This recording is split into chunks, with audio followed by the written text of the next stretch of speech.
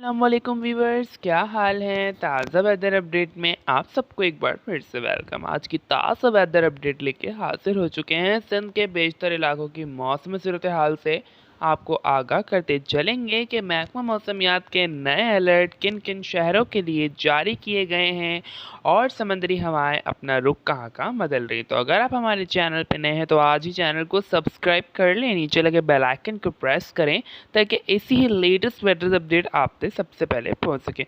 बात करें शहर कायद कराची में, जहां पे मौसम खुशगवार हो चुका है। समुद्री हवाएं 30 से 32 किलोमीटर की रफ्तार से चलती हुई नजर आ रही हैं, जबकि महकमा मौसमियात ने आज का दर्जा हरारत जो बताया है वो 30 से 31 डिग्री सेंटीग्रेड बताया है।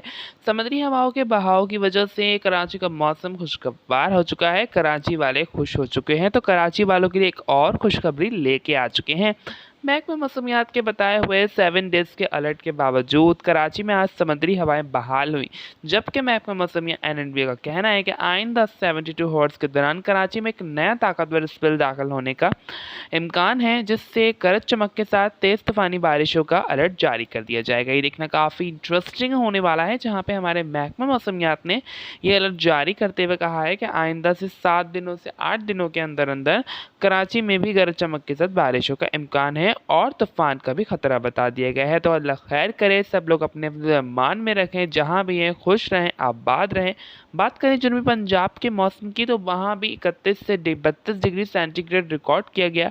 समुद्री हवाएं 35 से 40 किलोमीटर की रफ्तार से चलती हुई नजर आ रही हैं, जो कि पंजाब समेत कराची के मौसम को भी खुशगवार कर दिया है। पंजाब में भी तूफानी बारिशों का खदशा जाहिर कर दिया गया है। सैलाबी अर्बन फ्लडिंग का भी खदशा बता दिया गया है।